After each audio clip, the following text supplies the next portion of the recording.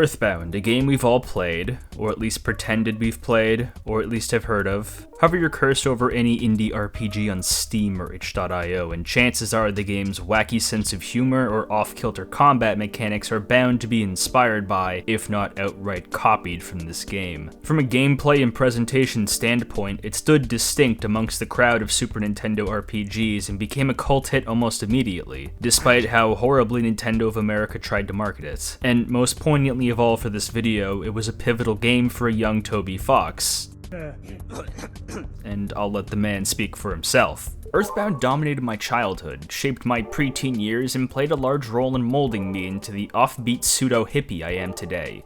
It gave me a sense of humor. It helped me learn how to read. Its lessons served as basis for my sense of justice and courage. Even as a teen, Fox was deeply entrenched in the RPG genre, with games like the then Japan-only Live Alive sucking up the majority of his time that wasn't spent playing various musical instruments, like the piano or the trumpet, which were used to play tunes from his favorite games by ear. When you're a teenager in the 2000s and obsessed with obscure Japanese video games, falling deep into internet forums becomes a predictable fate for many, and Fox was no different. Due to the fact that Fox is incredibly private about his life for the most part, the exact details and timeline of events are hard to pin down to give any narrative build-up. But at some point in his life, he not only wanted to experience more unorthodox RPG adventures like the ones Squaresoft and Nintendo made, but create them himself. At the time, your options were pretty limited if you weren't extremely adept at programming, which Fox will admit to this day is his least favorite part of the process, which I do not blame him for whatsoever. When in doubt, RPG Maker will always be there to provide a safety net for those who have the ambition, but perhaps not the ability. And Fox spent plenty of time messing around with his brothers creating games that never saw the light of day on the internet. Around 2003, he discovered an Earthbound forum called Starman.net, which hosted various seasonal challenges for ROM hacks based on the premier game. Fox decided to flex his growing prowess with the community's ROM hacking tool, PK Hack, and created some memorable adventures. Arn's Winter Quest was his first attempt at a hack, and it was so impressive that it ended up winning 2006's Winter Contest.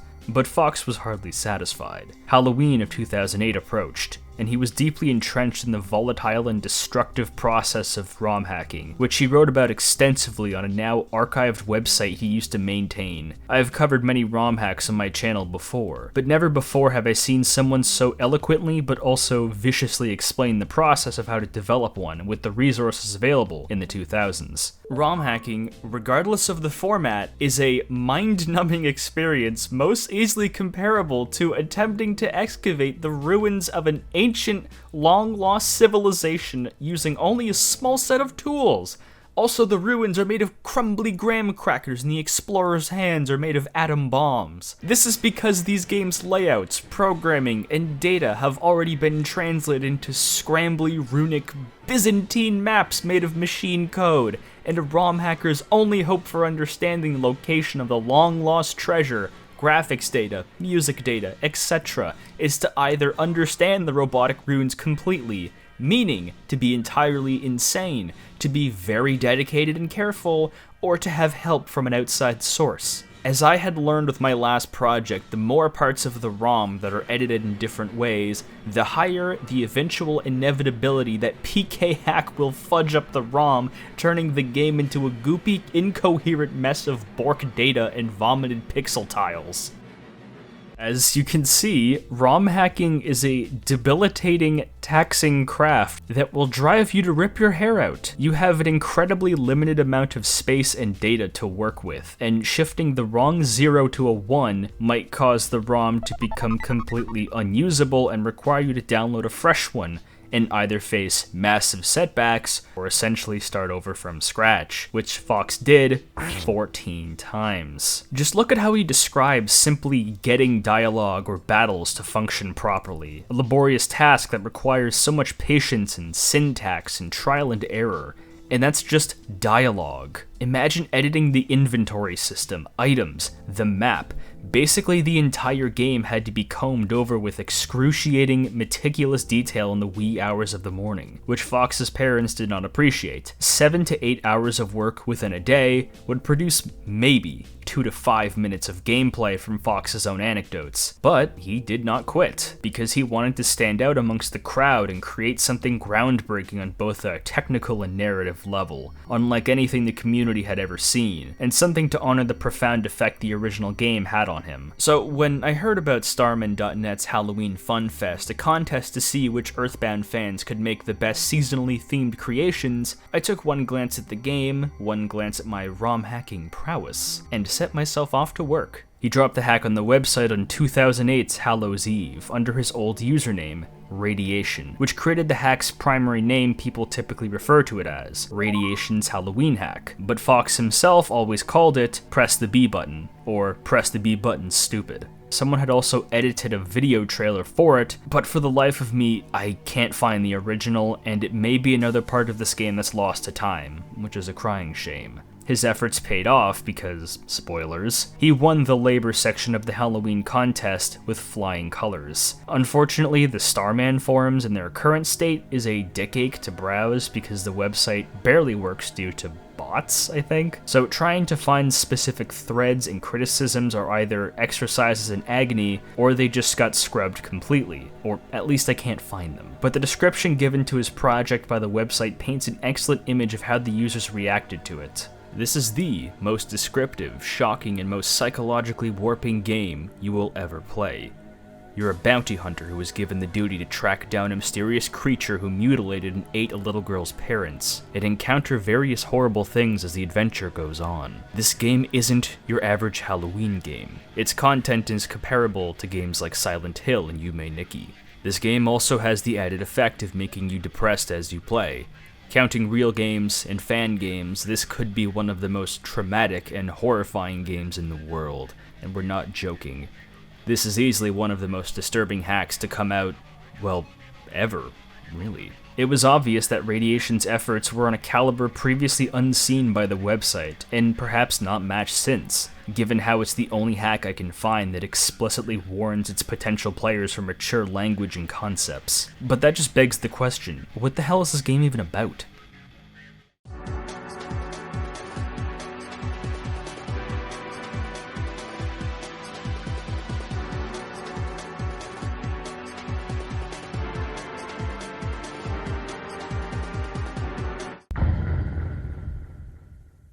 Right from the name select screen, things are evidently different. Ness, the game's iconic chapeaued hero, is nowhere to be seen, instead replaced by this armored, redhead bounty hunter named Varric, or Ares, inspired by one of Fox's favorite game franchises at the time, Brandish. I won't pretend to know anything about that series, but from analyzing what Brandish's Varric looks like, the inspiration is as blatant as it is charming. His Cyphrian-esque hair blocking out his eyes is a fun touch. Varric is still a silent protagonist, but the game explicitly states he isn't psychic, but instead magic. The difference being debatable. He's also an implied alcoholic, which is always fun. The original game's title screen and meteor impact are still there, likely because removing them would have been a technical nightmare. And Varric wakes up in Tucson rather than Onett, which has received a pretty autumn-themed makeover, which means he turned the grass from green to orange. Oh, slow down, Toby. Varric's in town for a very specific reason. He's been asked to find what his benefactor, the former mayor of Onett, describes as a monster, which was responsible for murdering 2 townsfolk, which is described with horrific detail as the music switches from calming to anxious within a heartbeat. After the tonal whiplash, we're sent on a task to clear through Tucson's sewers and reach Winters to find out where that monster went, given only the sewer key as aid. This game is obsessed with presenting shocking and often gruesome information at the drop of a hat, and pretending like it wasn't shocking whatsoever, and this can be found in varying degrees by speaking to the inhabitants of Tucson, which all have very new and interesting topics to discuss, like prostitution, incest, murder, global warming, pedophilia, drug addiction, racial stereotypes, the bus. Did you get all that? This is your unkind reminder that Press the B button was made in the 2000s, and it really, really wants you to know that. When I say it's got edge, I mean that to the fullest extent of the definition. Nearly every resident has something baffling and potentially offensive to say in that careless, I'm a teenager and this is hilarious whether you like it or not way, where it's entirely aware of how juvenile it is. Not to say that Earthbound itself didn't have plenty of eyebrow-raising moments in dialogue, but I don't know if the game ever contextualized its original title, Mother, as Oedipal. It's up to each individual player if you find this entertaining or not, but I found myself chuckling often from the sheer unexpectedness of some of these messages. But there is a sort of attempt to rationalize it within the world of this game, because it takes place after the events of Earthbound proper. Once Ness and the gang defeated Gygas, none of them ever returned. Tucson is where Paula's from, and we can actually talk to her parents, who are utterly grief-stricken that their daughter never came back home, but do their best to live on not just without her, but for her. There are little kernels of more dramatic and serious dialogue within town, just buried within a ton of shock jock. It's a very interesting design choice. The music is actually a remix of Mother 3's love theme. Give it a listen.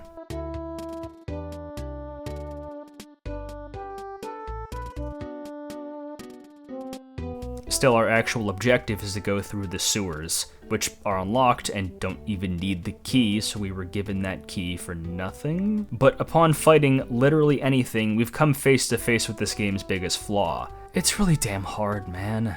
I admit, I have not played much of Earthbound prior, but I am somewhat familiar with ROM hack difficulty from my years wasted playing games like Pokemon Snakewood. But press the B button is outrageously difficult to the point of being almost unpalatable to the average Joe. Enemies deal unfathomable amounts of damage, and I'm pretty sure our stats have been dramatically altered to deal far less damage and hold a lot less health. This makes our beginning exploration that much more tedious than it needs to be, because odds are you're getting folded like an omelet on the first run. An omelet served on a plate at a restaurant called Balance is merely a suggestion for the weak-willed.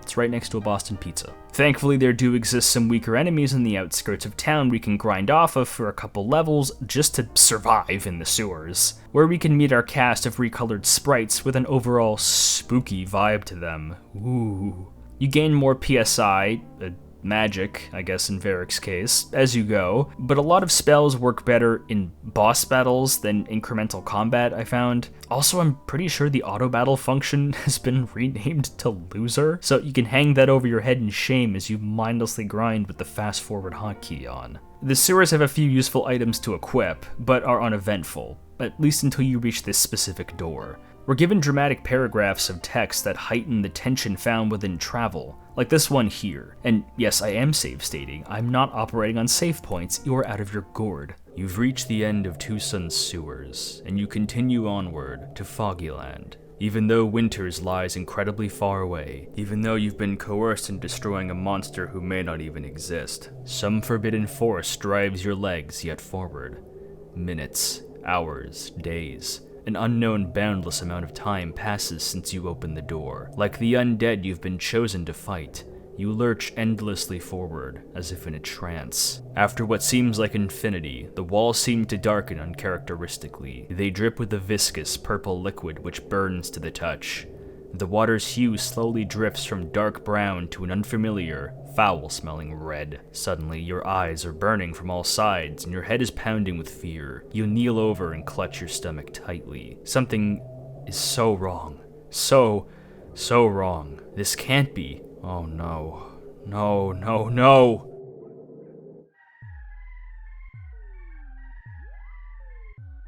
Any characteristic goofiness we have experienced has been left behind at the door, because the sewers run red with blood, and the previously funny enemies are now shambling corpses and far more threatening monsters. The battle theme has been changed either to Gygas' theme from the endgame, or this eerie and distorted remix, with the entire game becoming far more menacing from this point onward. Fox's intentions are laid clear here. The introduction of this hack were meant to be silly and have an overall cozy but poorly made Halloween vibe with recolored sprites. The more you play, the more you realize this adventure merely uses its humor as a defense to hide the real horror in store, which is a fascinating premise that found its way into the game's lost trailer in a meta-contextual sense. It was a trailer for a scary game that pretends to be funny. It's the game's most powerful usage of tonal whiplash, and I think it makes for a super interesting twist that motivated me to continue playing, even if that difficulty spike had me screaming a bit. Like, there's chunks missing from the hippies' heads, it's great. And believe me when I say,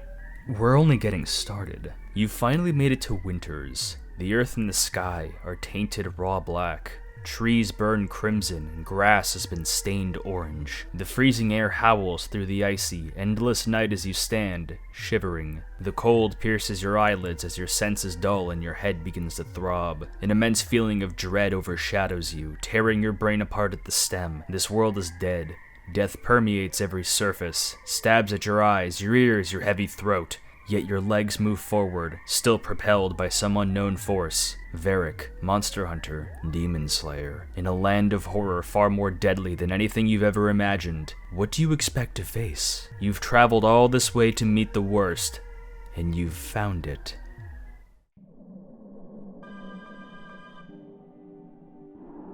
Welcome to the land of doom.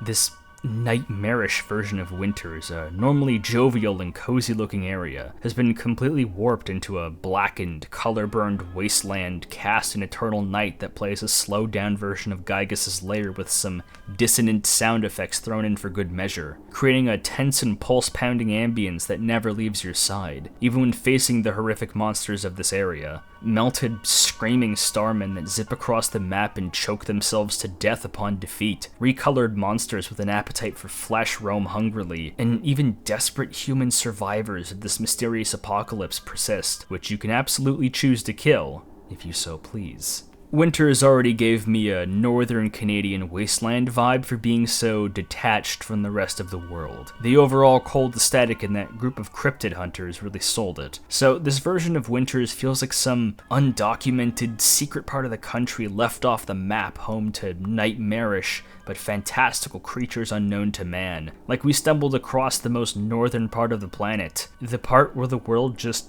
ends.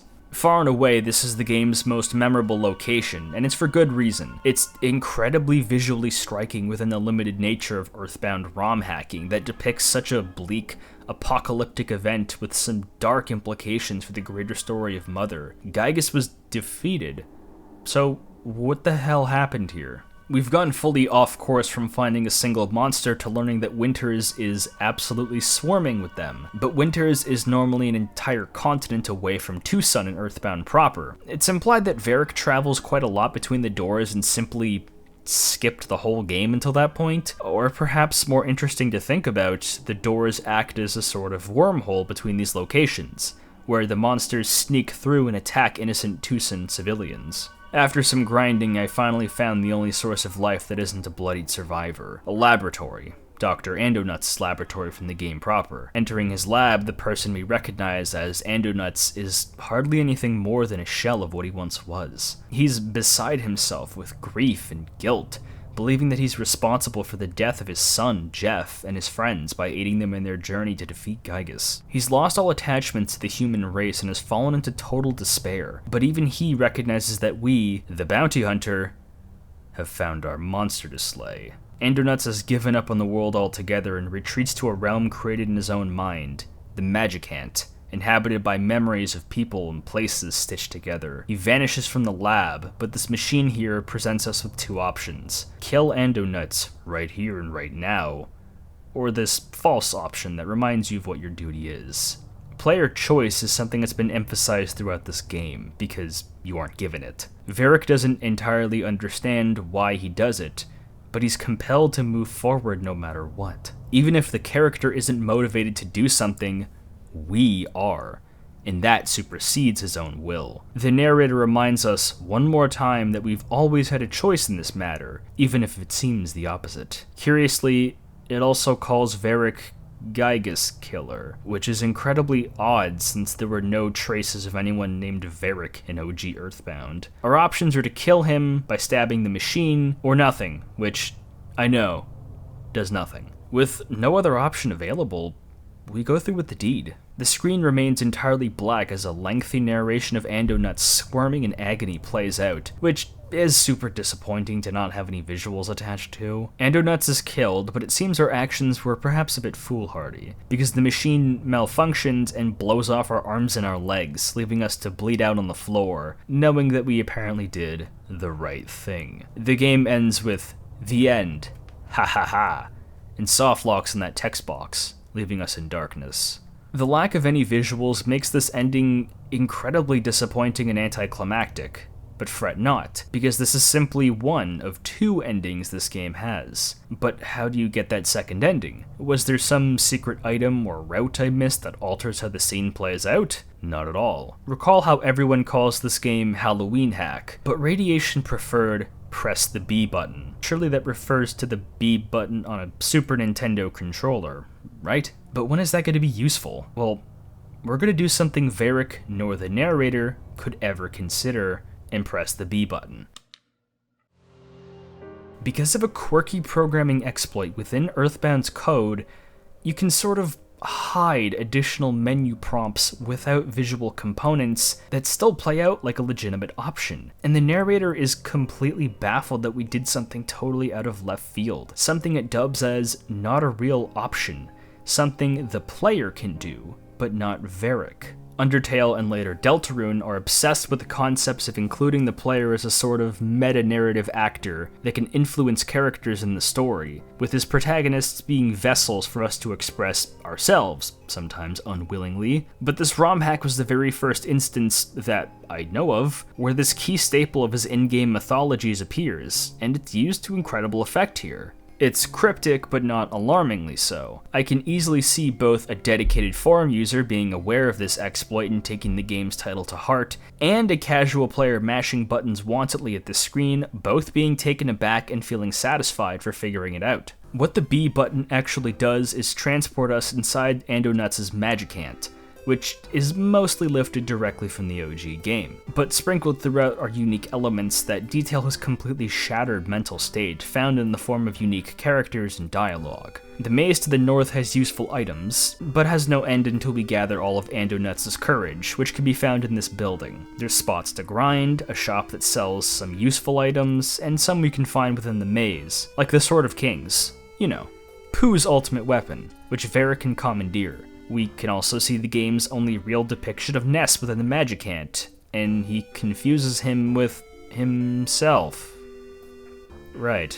For MS Paint creations, the enemies still have that raw creepypasta design factor that makes me smile. Enemies like the Anxiety Attack and Desire Dog are as symbolic as they are pains in the ass to constantly fight. I couldn't tell you what Vladua and Psychic Source are supposed to represent, but they looked ripped from a child's nightmare. They're great. Inside this building are 3 doors where you have to find each piece of courage, which take you to a different location, and our first stop is Onett, which is notably more depressing than it usually is. If you walk up to these NPCs, you get into scripted fights with the only enemies in these areas, Remember-Me's, which I can hardly even classify as fights because they don't deal much in the way of damage and drop healing items upon defeat. The accompanying battle music is notably somber, and they politely wave goodbye after you defeat them. These are oddly comforting, friendly encounters despite the context of our adventure, and if it wasn't obvious, these enemies symbolize memories buried deep within the broken mind of Andonuts we're about to experience. Oh yeah, NPCs follow you for some reason and can very, very easily soft-lock you completely, which makes me lose a ton of progress if you weren't save-stating liberally. Look, I'm completely stuck. Why was this put into the game? Thanks a lot, Tobes! Our way out of Onett is to find the meteor that crash-landed in the game's intro, and the dialogue we get is very interesting. As you approach the meteor, something stirs within your soul. It's as if the entire empty town of Onett is fading. Some memory is forcing its way into your mind, ousting the subconscious realm of Onett. It's something you've never known before. Instead of that fly, we instead get Andonuts' ex-wife? She's concerned that her husband has been so distant from her recently, which forces us in the game's first boss battle. No, no, no. And it's 3 cropped photos of a muscular man. Okay. Given that we're in the mind of Andonuts, where memories and desires bleed into each other, I think it's pretty clear what's happening. In this hack, Andonuts is very closeted, and it wreaks havoc on his relationship between him and his wife. So this boss fight is literal gay thoughts. Like, he's Phil Leotardo. Can't let your mind dwell on... Turn that off. Those are just ripped Cho Anarchy sprites, by the way. It's hilarious. I had a good-natured chuckle as I played. It's a pretty easy fight, but you know what's even funnier? Running away also counts as a win. I'm not kidding. You can run away from the gay thoughts to win. Radiation explicitly states one of his core desires making this game was to explore gay characters in video games, which were a rarity at the time. At least when they were treated as actual characters and not walking stereotypes solely focused on their orientation. Making Andonauts gay is a funny idea, but I guess you can say it pays off later on? Also, once you win this fight, it's revealed his wife died. And check it, every boss we beat, we unlock a new party member. We get Paula, but this isn't Paula proper, it's a weird mental manifestation of her, so she's got nothing to say. But can still do her typical Paula things, albeit with a limited PSI pool, and that goes for everyone else later on. She comes pre-equipped with a weapon, and we do find more items lying around later on to equip. So while the game throws party management at you last second, it's not an especially demanding task. Oh, hello there, friendlies. I know everyone and their mother has made some snarky remark about you-know-who, but as someone who had little frame of reference to Earthbound prior, I was definitely caught off guard. The second piece of courage takes us through a cave system and flashbacks to the Andonauts' home, where we get to see more of the dysfunctional family relationship. Andonauts is completely absorbed into his work, neglecting his wife and son, Jeff. He definitely hasn't told them, and he's decided to divide his life into 4 chapters like Mishima, if you know what I mean. So there's a near-complete breakdown of communication between the family. In his grief, rage, self-loathing, and remorse, Andonauts decides that if he has no reason to live, then neither shall anyone else. He feels that the only true understanding can come from death. It's actually a pretty subtle way to communicate that he was responsible for the creations of all those monsters without outright saying it beforehand. He was the one who's been setting them loose. Winters has become a reflection of his own being, a blackened shadow of what once was, overrun by beasts and caked in the blood of the innocent. Even in his murderous madness, he still feels remorse, because the second boss, Darkheart, weird spelling, is the mental embodiment of Jeff's hatred for his father, or at least Andonauts' perception of it, a literal heart of darkness. He's a lot more PSI focused, but PSI shielding and the extra party member make light work of it. Now with mental Jeff at our side, the third piece of courage is last, and we must pass through the Museum of Dead People to get it. Eloquent as always. The not-so-good doctor has immortalized the people he was responsible for killing in his mind by literally putting them on pedestals. Remember, he had to cut open 4 children's brains and place them into robots and send them back in time to defeat Gygas, which was an incredibly brutal plot point that the original game sort of just glossed over, and tends to get sort of swept up in the madness of Earthbound's jaw-dropping finale.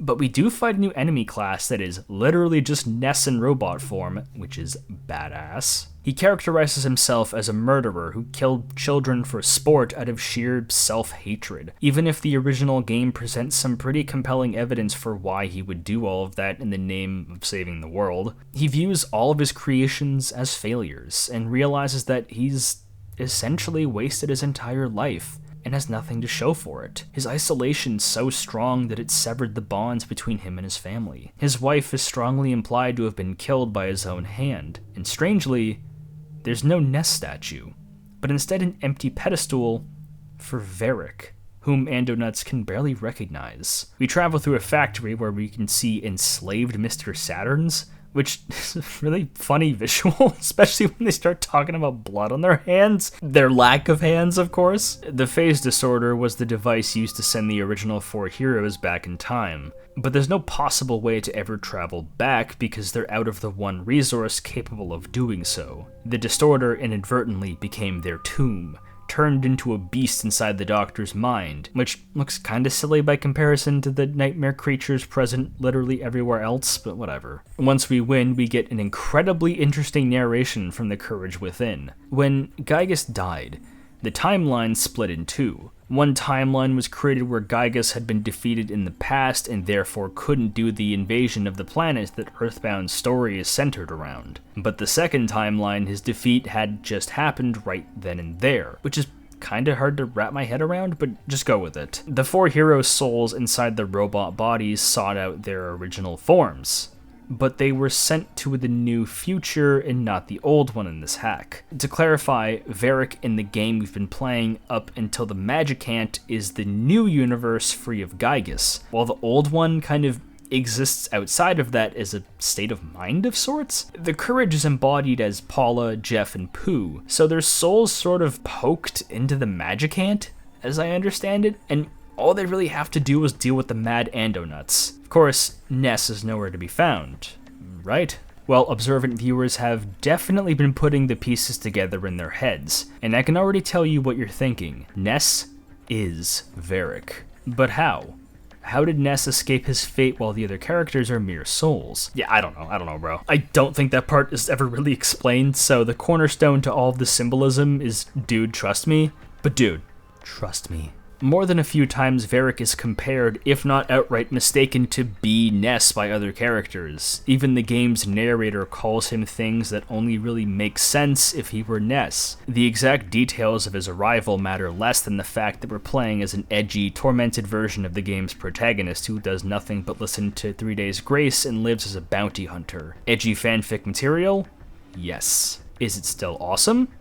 Absolutely. Just as Andonuts is a shadow of his former self, Varric left his life behind, including his own name, and merely exists as a bounty hunter with no one close to him. We travel through scrambled versions of the endgame maps, fighting the toughest enemies possible, including some especially interesting ones, the Amalgamates. Not sure what the text box means, though. There is a last-minute shop we can visit, but beyond the trees is our official point of no return.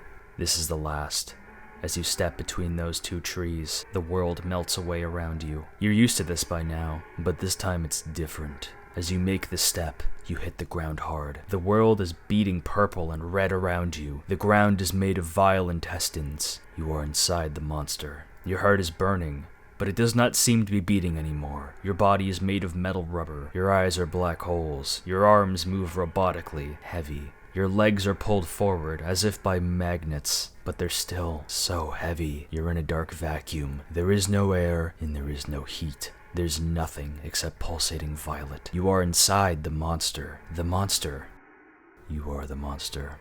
There's a deliberate parallel drawn to Ness's robot form, an old memory of Varric's brought back to life as he has to confront the monster that tore his world apart all over again. But things get a little bit weird from here. Firstly, our player sprites are lifted directly from the original Mother game, which is odd, and I don't even want to begin to try and explain that. Not nearly as weird as Uboa materializing out of nowhere. Look, that's Uboa.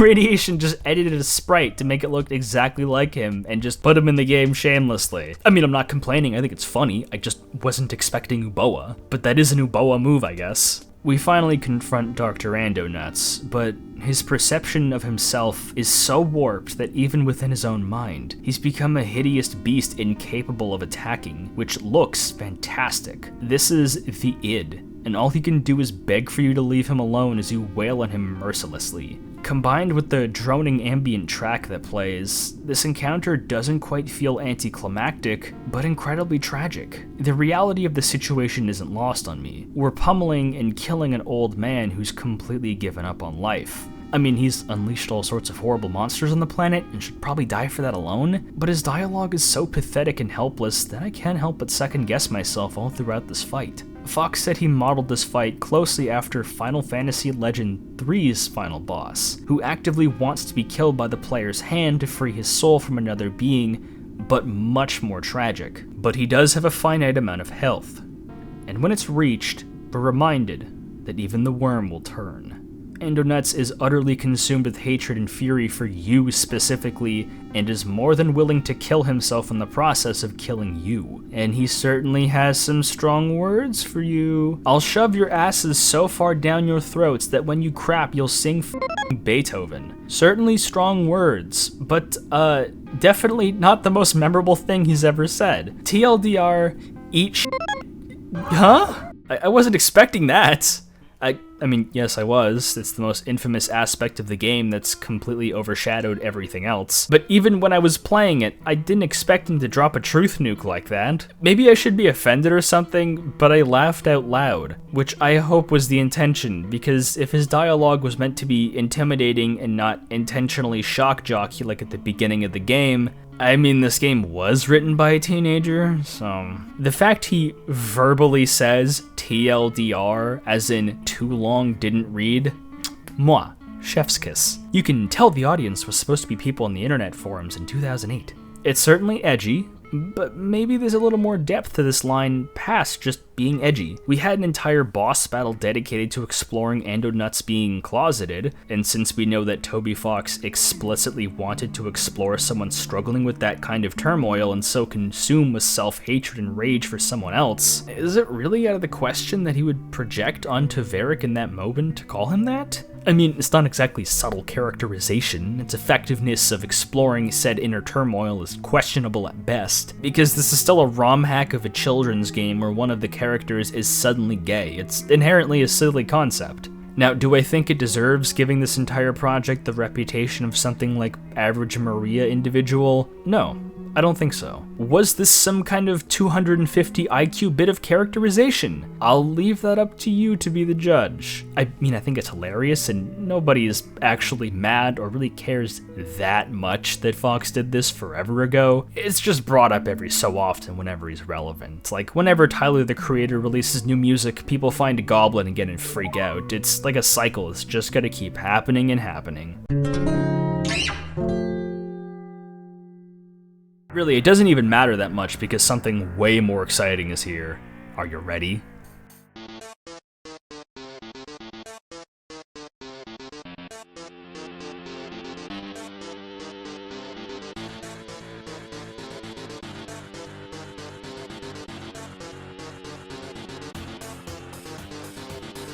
That's right, the very first recorded instance of Megalovania was featured in this game, and to say it's shockingly impressive for a ROM hack is a vast understatement. You know how Mother 3 was never officially released in the West? Well, the guy who was primarily responsible for fan translating it played this ROM hack and was blown away by the inclusion of custom music. So if you have Clyde Mandolin's attention, you know your hack is doing some arcane technical wizardry. I believe the song started as an XP of Megalomania from Live Alive, and kept popping up in various projects Fox was attached to, becoming the theme of Vriska, or was it Radia's theme? I don't remember, man. And then the funny blue skeleton man. What a trio of characters, and now it's been in Smash Brothers for almost a decade, so to say this song is iconic is... I mean, the Pope knows about it, what do you want me to say? It's definitely at its most primitive here, but Fox's musical talents are made blatantly apparent here and makes for an intense theme for one of the most unfun and brutal boss battles I've ever had to play in my life. So do you recall at the beginning where I complained this hack was mercilessly difficult? I've been intentionally leaving out most of my complaints until now because, with hardly any exceptions, every time you enter a new area, the enemies are outrageous difficulty spikes that demand your full attention because of your drastically kneecapped stats.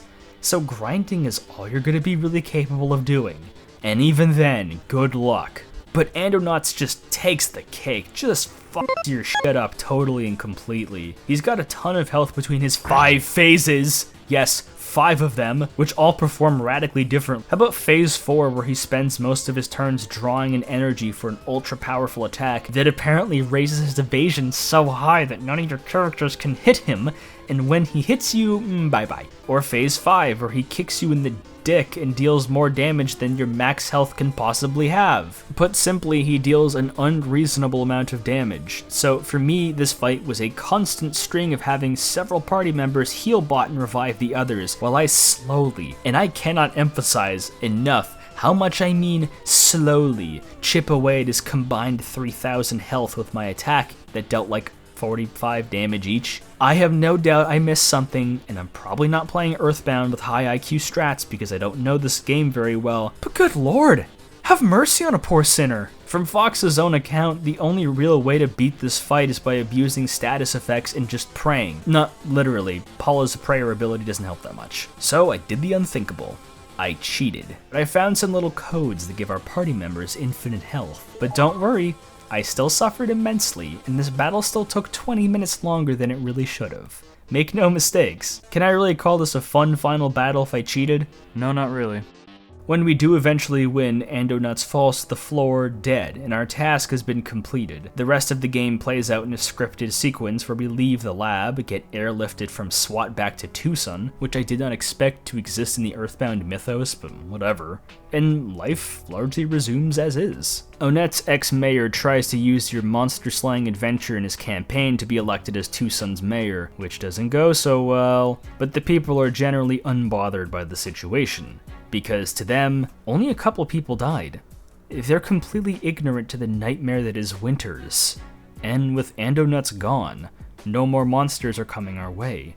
So the townsfolk can celebrate a peaceful, if bittersweet Halloween. But Varric remembers, no matter how much he tries to forget. It keeps him up at night, knowing what exists out there, knowing that the townspeople have no idea of how bad life can get in isolation and abject misery. But don't worry, the story ends with a ghost suddenly appearing and farting in your face, because after all, he is just a funny guy. This officially concludes Press the B Button / Halloween hack, and wow, that was really something. The actual journey of physically touching the buttons to play this game was something of a mixed bag. The same way a pillowcase turned into a candy bag in Halloween filled with chocolate bars and razor blades is a mixed bag. The demands expected from you within battles are not for those who value fun, well-made RPG experiences, so your mileage will vary with how much fun you have when Andonuts decides to tear you a new one whenever he so pleases. This was a surprisingly lengthy experience. I played for about 3.5 hours.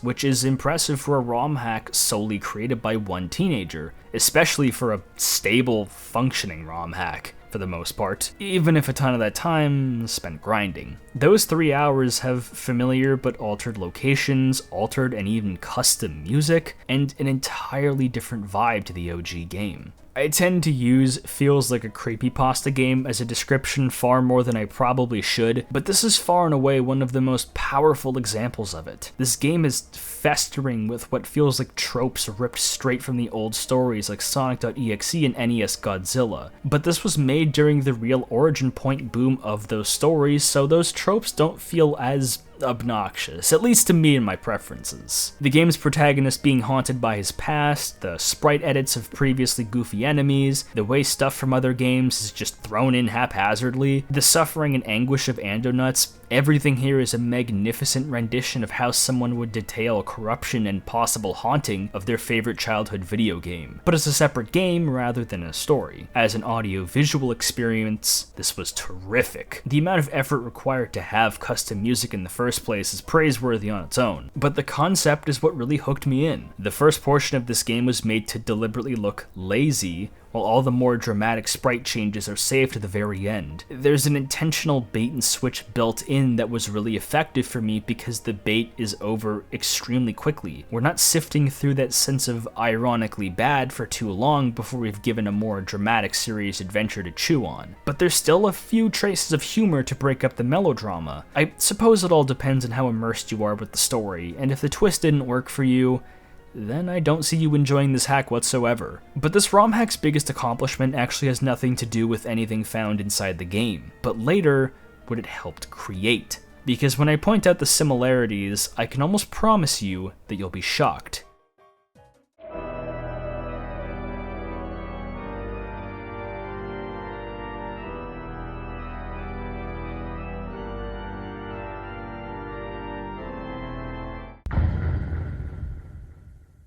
Listen, these games don't need any special introduction. Chances are you've played them, or you've pretended to play them, or you've at least heard of them. Hover your cursor over any indie RPG on Steam and itch.io, and chances are the game's wacky sense of humor are off. Wait, this sounds familiar. Look, they're some of the biggest games to ever exist, but in the past I was infamously not so much of a fan. It's a crying shame, because I believe that this series is so much more interesting and entertaining than Undertale. I hate Undertale with every fiber of my being. Why did I think I looked camera ready in this video? Look at me, I look sick. What was I thinking? But now that I'm older and somewhat wiser, I think I'd like to give these games a second glance, particularly Undertale. You may ask what these titles have to do with the Halloween hack. The answer? Everything. Literally everything. Like, a significant amount of these games' content is either lifted directly from it or so heavily inspired by what came before that it's baffling. I mean, look at this. It's not even trying to hide anything. Well, that's actually an Earthbound thing, not really a Halloween hack thing. Something important to keep in mind is that this game is doing its very best to be the Mother 4 that never was. So try and weed out stuff that specifically feels more in line with Fox's work rather than direct Mother inspirations. And if I get something wrong, please leave a comment down below explaining such. I won't read it though. Instead of being a ROM hack, Undertale was a game created in Game Maker Studio on a measly crowd-funded budget, and you can really tell it's a Game Maker game by the fact that launch is minimized. Halloween Hack's short runtime allowed you to experience the twist of the game actually being scary and dramatic under the surface, but I wouldn't describe Undertale's adventure as a twist, but something lying beneath the surface. Anyone who's played the genocide route can tell you that this game has some demons, coming in the form of Flowey and whatever this was, but something that instantly stuck out was when you got to explore the true lab. The kingdom's royal scientist, Alphys, created a ton of twisted monsters due to her failed experiments with human souls to try and escape the barrier that bars them underground. These monsters are called amalgamates. Obviously, they look different, but the concept is exactly the same, and their creators are both unstable scientists, though Alphys is more of an otaku girl failure, and a mostly responsible monster, rather than a psychotic, depressed madman like the Hacks Andonuts. Really wish we got to give her the same treatment though, because she was really damn annoying. It's not just specific concepts and tropes that have been lifted. Megalovania makes a return, easily its most iconic form, as Sans' boss battle theme. Sans himself is a really interesting character because, in my mind, there are more than a couple similarities with how people perceive his character to Varric. Listen, I was online when the Sans' nest theory was going around. It was like smallpox in the 1600s. You couldn't not get it. I don't exactly think it's true, but it's interesting that a narrative about nests from Earthbound turning into something else has been so oddly prevalent in his work, even if it infringes copyright. No one knows where him or his brother came from. They just sort of popped up and asserted themselves. Ketchup is used as a shorthand for booze, so Varric and Sans have another thing to bond over. Calling Undertale Mother 4 dismissively is kinda harsh. It clearly does a lot to separate itself from its inspirations. Really, it's off 2 just as much as it is Mother 4. But in all seriousness, from a gameplay level, the two have more than enough of differences. Undertale's main gimmick is that relying on main combat isn't how you always win battles, unless you want to kill all the little monsters and turn Toriel to dust like I did because it's funny. The battles end up being puzzles where you have to interact with each major fight in a different way, usually foreshadow with some dialogue or a gag before the fight. So rather than relying solely on timing, you have to go through a checklist of different actions, like talking, flirting, etc., and endure a round of bullet hell gameplay after each of your moves. It makes each fight memorable and incredibly distinct, even if I don't really enjoy shmups or this game's sense of humor very much, which is basically a death sentence. But every 2 screens or so, you end up getting sidetracked by one of the game's various zany encounters, like a socially awkward ghost or constant phone calls from someone you've just met to really fill in that millennial awkward humor quota. That isn't to say I don't find that type of humor funny at all. Shows like I Think You Should Leave and those little moments in Family Guy where the characters ramble about those little odd moments in life I personally find really funny. But there's a certain je ne sais quoi on how Undertale does it that doesn't really work for me and leaves me feeling kind of irritated. There were some gags that got a chuckle out of me, but those were the exceptions that formed a standard. This game has a very Wheatley sense of humor. I don't like Wheatley very much. Hello, mate. The term Quirk Chungus has been thrown around recently online, and I know Earthbound already has enough leftover quirkiness to fuel an entire generation of snarky Reddit posts, but I liked it there far more than here, just on personal preference. Toby Fox is hyper aware of the internet and general fan-base shenanigans and tropes because of how much time he spent online and working on one of the patient zeros for general internet fandom culture. So if Halloween Hack was an embodiment of 2000s forum culture, Undertale is the embodiment of a 2010s Tumblr post culture. And I don't inherently mean that in a disparaging way, but it's a completely different sense of humor that comes with a ton of different sensibilities. Like, Halloween Hack was intentionally shocking and offensive for that sake alone, while Undertale caters to people who are the exact opposite. There's a reason Ando Nuts' TOS violating dialogue is what most people remember this game for, though that's hardly an unreasonable stance to have. I'm not the judge of which style is definitively better than the other, but the second one was far more popular at the time of Undertale's release. So if you didn't find comic fan dubs and petting the hecking doggo to be the bee's knees at some point in your life, then I can't see you liking the game's constant ironic juxtapositions for its characters, which I obviously didn't. Do I think he made this game like that specifically to stoke fandom culture? Maybe if you had spoken to me 4 years ago, yes. But now, I don't think so, because he clearly had this sense of humor even before. I'm just saying he's very, very good at putting things in his games to make people obsess over online. I unfortunately wasn't able to get my chance meeting with potential character. What I learned to appreciate with this game later on is that past all of the characters that I felt were incredibly tropey and kind of grating to read is that there is a beating heart of sincerity when you look past that. The route that everyone loves and what the game's real selling point is, an RPG where you do not have to kill anyone, which is used for a twist that I honestly found really dull and not that compelling when I played, leads to the true pacifist route, which is played incredibly straight and features the most character development. The humor is what endears you to these characters and how you first meet most of them before their deeper motivations are revealed to the players, which makes their peril at the hands of Asriel/Flowey that much more serious and fun to experience. They would have spent like 5 hours getting to know these characters intimately, but if you weren't endeared to them like I wasn't, playing the pacifist route felt like a chore. The fact a pacifist route is as in-depth as it is interesting, and very few games let you do that, let alone make it a selling point. It just didn't hook me. The pacifist route is what feels like the optimal way to play because despite the genocide route being the edgiest one as you might expect, Halloween Hack's recurring tropes actually pop up more in True Pacifist. The True Lab is only available in that route, and even the scene where you're walking through the kingdom and the monsters deliver a ton of exposition about Asriel and Chara feels like wandering through Onet battling the Remember Me's. I don't think I'm drawing parallels that aren't there. There are too many ideas and deliberate maneuvers these games share to be a coincidence. The way the player is involved as a character and all the spiels about morality and choice echoes the far more primitive form of that featured in Halloween Hack. Varric and Frisk are eerily similar in that regard, and that specific protagonist outlook will follow even beyond Undertale. So really this game is actually more Moon Remix RPG 2 more than off 2. Halloween Hack's popularity was largely stuck within the Earthbound modding community, but once Undertale blew up and became one of the most prolific video games ever made, a ton of people rediscovered it. Look at the comments on this 2009 upload of Megalovania. They're all incredibly recent. Keep making those. Awesome hacks, Radiation. Oh dear.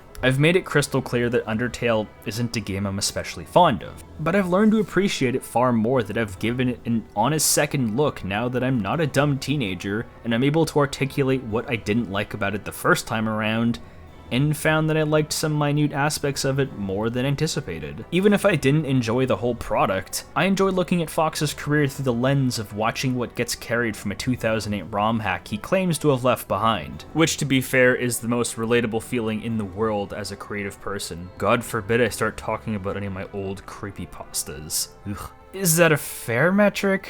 Perhaps not. But if I can say anything about how people consume this game, it's that everyone does it differently. Just as no two runs of Undertale are exactly the same due to the game's randomized events, no two people are going to have the exact same set of opinions, even if there is a general consensus. It's a game that people care immensely for, and I've seen a ton of people credit this as the game that taught them that a game could have artistic merit and value. It absolutely hit a ton of people at the right time in their lives. And even if I don't agree or specifically care about the game, who am I to diminish someone else's experience? People really, really like it. And it's one of the only games in recent memory I've had my life threatened for not liking, which is a telltale sign this being one of the greats. So in my own weird, unorthodox way, I do like this game, in the sense of viewing how a creator grows and adapts with storytelling from a game I liked a whole lot more, but I don't plan on playing it ever again. Well, worry not, because Undertale is far from the last thing Toby Fox ever made, because for nearly a decade he's been working on his next game, Deltarune. Deltarune is an especially odd case because it's not a one and done. It's episodic, and those episodes come out with a lifetime between them, so trying to predict where the story will go is a tall order. Even from my far more limited experience with Deltarune compared to Undertale, it's evident it's not going to just be Undertale 2, despite a ton of the same characters being featured here. A ton of the same tropes and humor is still here. It's still very clearly a Toby Fox game with a comparable sense of humor, for better or for worse. The characters are definitely internet-first archetypes. The story unfolds like a more traditional RPG with a far more robust combat system and a more linear story for the most part.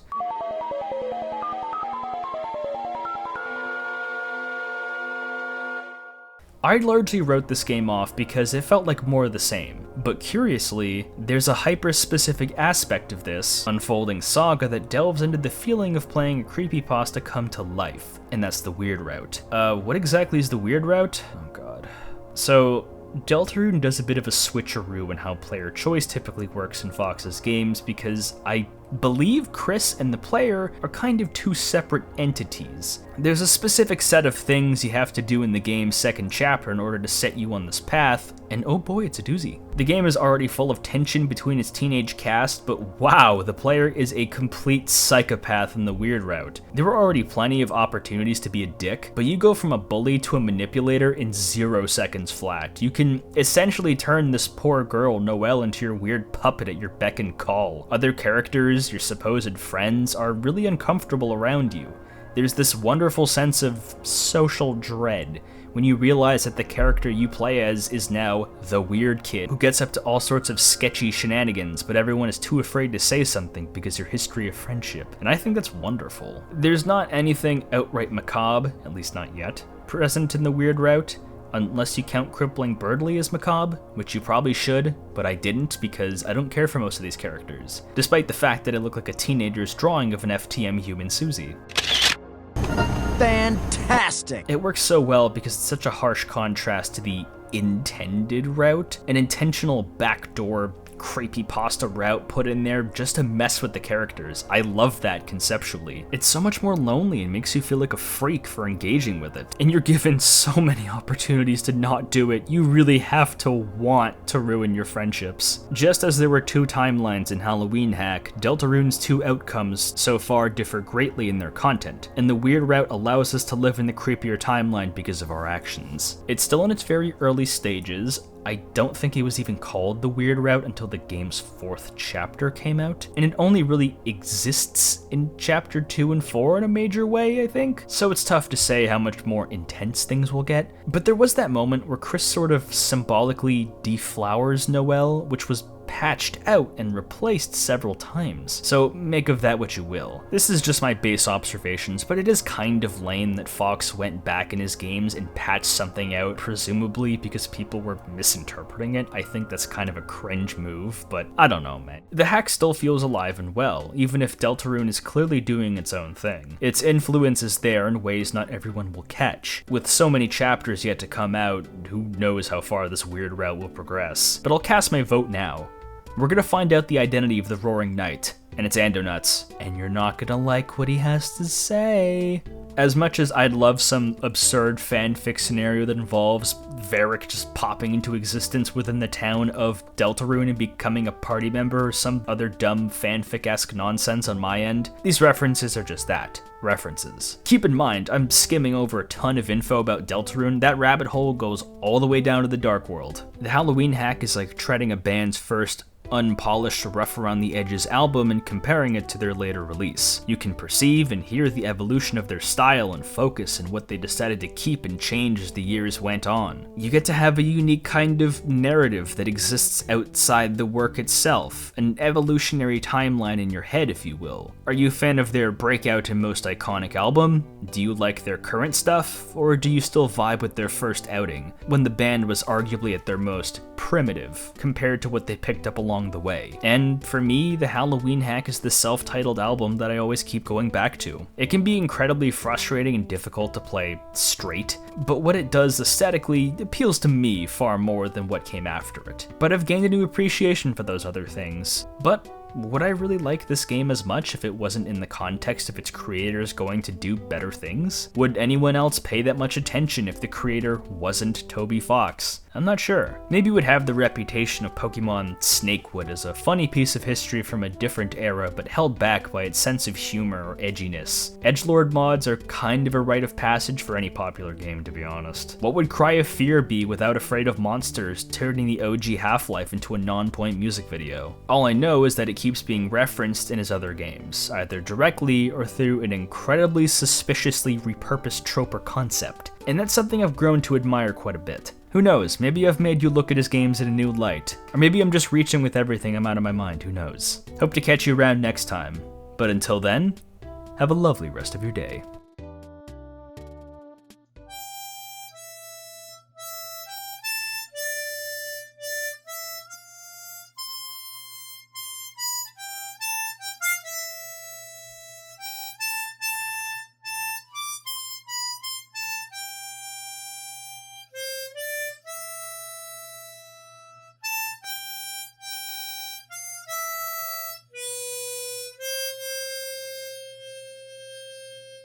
This makeup was such a bad idea. It looked like Alex Baldwin in the Cat in the Hat movie.